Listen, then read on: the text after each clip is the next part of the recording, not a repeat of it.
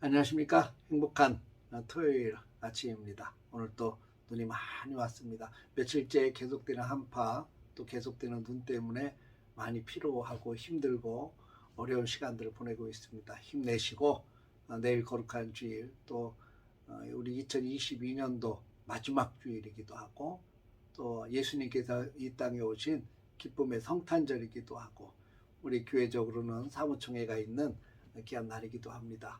하나님의 풍성한 은혜 속에 기쁨으로 맞이하시고, 또 하나님이 부어주시는 놀라운 은총을 가지고 2023년도를 기대감을 가지고 준비하는 그런 날 되시기를 바라겠습니다. 오늘은 이사야서 58장의 말씀을 통해서 마음이 중요합니다 라는 주제로 함께 은혜를 나누도록 하겠습니다. 오늘 이사야를 통해서 하나님은 이스라엘 백성들의 어떤 외식적 신앙에 대해서 책망을 하고 있는 걸 보게 됩니다. 하나님은 겸손하고 통회하는 자, 하나님 앞에 진실로 눈물로 회개하고 마음을 하나님께 드리는 자와 함께 하신다고 분명히 말씀하셨죠. 근데 이스라엘 백성들은 행위만 남고 마음은 하나님에게서 떠난 그런 모습을 참 많이 보여줍니다. 이것을 하나님께서 책망하고 있습니다. 그들에게 크게 외치라고 말합니다. 목소리를 아끼지 말라는 겁니다. 내 백성에게 그들이 어떤 허물을 가지고 있는데 어떤 죄를 가지고 있는지 분명히 알리라고 말씀하고 있습니다. 하나님은 자기 잘못을 애통하지 못하고 종교적 열심을 갖고 있는 사람들의 죄를 다 드러내신다는 사실을 우리는 기억할 필요가 있죠.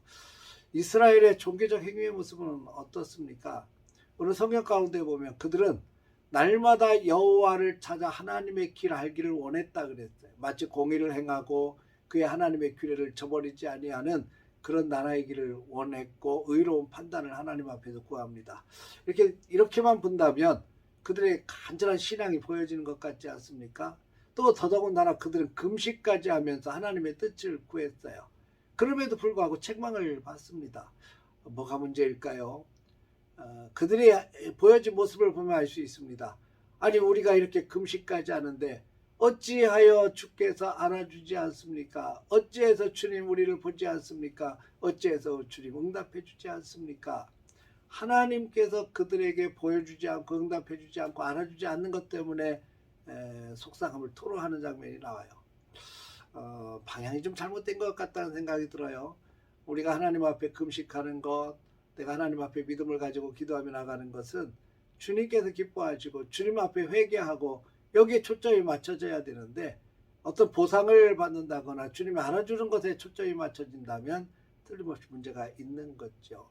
오늘 성경 가운데 6절과 7절을 보면 이렇게 말씀하고 있습니다. 내가 기뻐하는 금식은 흉악의 결박을 풀어주며 멍에의 줄을 끌어주며 압제당하는 자를 자유케 하는 것이며 주인 이웃을 섬기는 것이다. 이렇게 말씀하고 있습니다. 이것은 단지 금식을 어떻게 해야 하는가의 방법이 문제가 아니라, 금식을 하며 하나님의 사랑을 입는 자들이, 믿음의 사람들이 하나님을 사랑하고 어떻게 이웃을 사랑하는가에 대한 방법을 말씀하고 있고 삶을 말씀하고 있는 것이죠.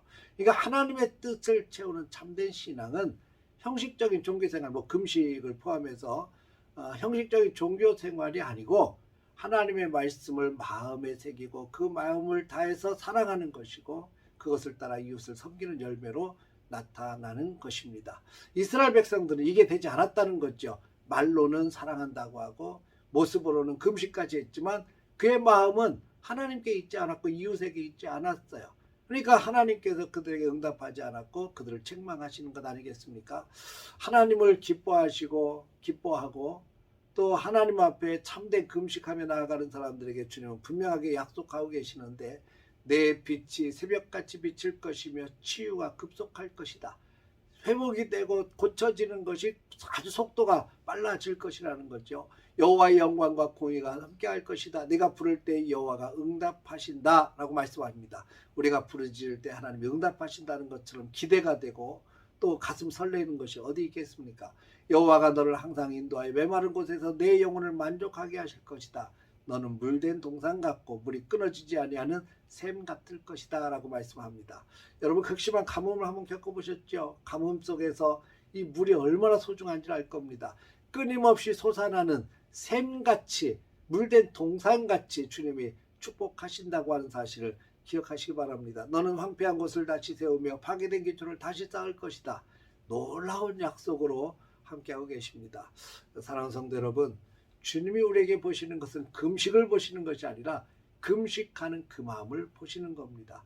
우리의 눈에 보이는 교회 출석이나 기도하는 것, 금식하는 것, 봉사하는 것 하나님이 기뻐하시겠지만 정말 중요한 건 날마다 하나님을 찾고 즐거운 뜻으로 한 것이라고 내가 스스로 외칠지라도 외형적인 신앙은 하나님이 기뻐하지 않습니다.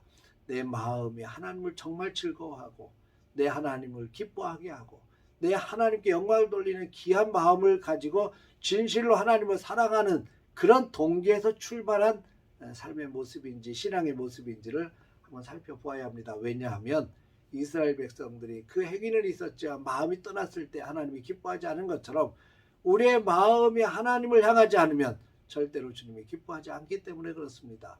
사랑하는 성도 여러분, 하나님을 기쁘시게 하는 삶, 하나님이 항상 우리를 인도하는 삶은 놀라운 축복으로 항상 채워집니다. 물이 끊어지지 않는 동산 같은 물된 동산 같은 삶이 여러분 삶 속에 펼쳐지기를 주의 이름으로 축복합니다. 오래 황폐된 곳을 다시 세우고 파괴된 기초를 다시 쌓은다고 주님은 약속하고 계십니다. 여러분 오늘도 하나님을 바라보며 어떻게 하면 하나님을 기쁘시게 할까?